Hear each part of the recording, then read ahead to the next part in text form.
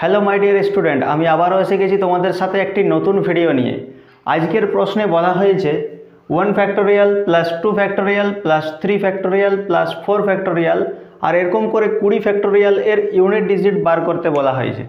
এইসব প্রশ্নগুলি constable level বলো বা অফিসার লেভেল বলো, সব পরীক্ষাতেই এসে থাকে।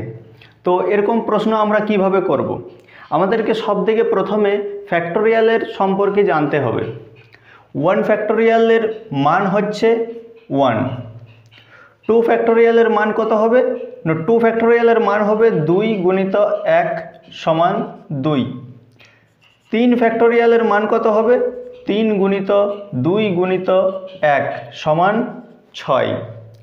4 ফ্যাক্টোরিয়ালের মান কত হবে? 4 গুণিত 3 গুণিত 2 গুণিত 1 সমান 24। 5 ফ্যাক্টোরিয়ালের মান কত হবে? 5 গুণিত 4 গুণিত 3 গুণিত 2 গুণিত 1। 4 5 20, 3 20 60, 60 দুগুণে 120।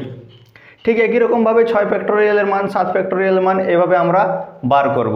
ঠিক আছে, তো এরপর আমাদেরকে কি বলেছে? 1 থেকে 20 ফ্যাক্টোরিয়ালের মানকে যদি আমরা যোগ করি তাহলে তার ইউনিট ডিজিট কত হবে? ইউনিট ডিজিট কি? মনে করে এখানে আমি একটি সংখ্যা লিখলাম 3 2 5 7 1 9। এই সংখ্যাটার মধ্যে ইউনিট ডিজিট কোনটা? এই সংখ্যাটার মধ্যে ইউনিট ডিজিট হচ্ছে 9। অর্থাৎ যে কোনো সংখ্যার রাইট সাইড থেকে শুরু করে একবারে শেষে যে সংখ্যাটি থাকবে সেটাই হচ্ছে ইউনিট ডিজিট। ওকে, তো আমাদেরকে এই প্রশ্নে বলেছে কি না, আমাদেরকে এই প্রশ্নে বলেছে যে 1 থেকে 20 ফ্যাক্টোরিয়ালের ইউনিট ডিজিট আমরা এই 1 থেকে 20 ফ্যাক্টোরিয়ালকে যদি আমরা যোগ করি তাহলে তার ইউনিট ডিজিট কত হবে।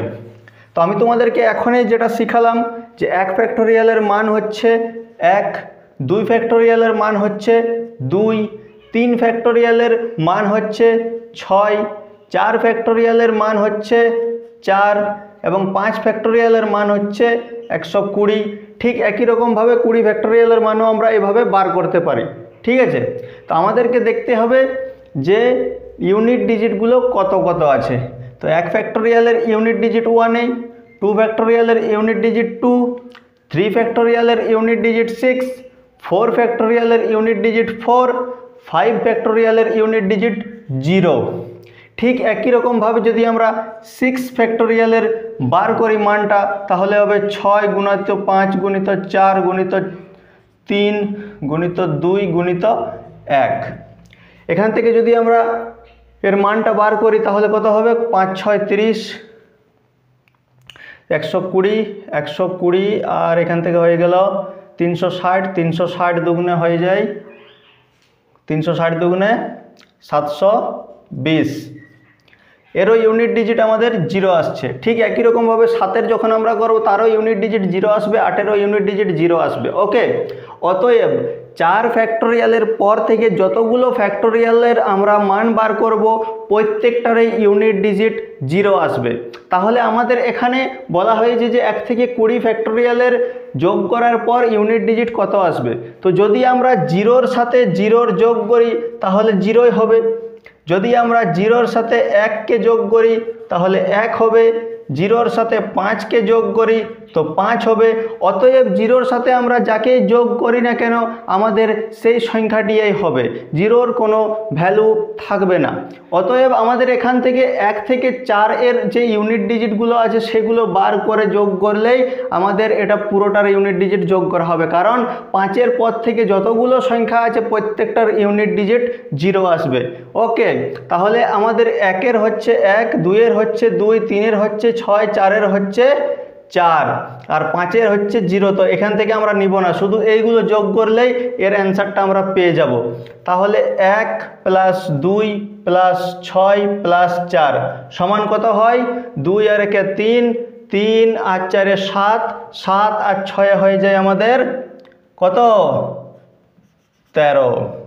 13 হয়ে যায়। এরপর আমাদের দেখতে হবে ইউনিট ডিজিট কত এসছে?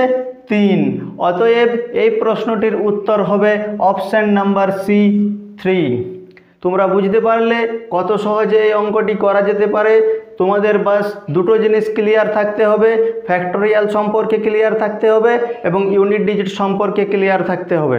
যদি তোমরা বেসিক থেকে ভিডিও চাও একবারে শুরু থেকে, তাহলে আমি খুব তাড়াতাড়ি সেই ক্লাসটাও শুরু করে দেব। শুধু তোমরা কমেন্ট করো যে তোমাদের ওই রকম ভিডিও চাই, তাহলে আমি বেসিক থেকে একবারে শুরু করব অঙ্কের ক্লাস করতে। ঠিক আছে, তো এখন এই প্রশ্নটির উত্তর এটা হলো, এইভাবে এর সলিউশন করা যায়। তো বন্ধুরা, বহুতই তাড়াতাড়ি নতুন একটি ভিডিওর সাথে দেখা হবে। ততক্ষণের জন্য ধন্যবাদ।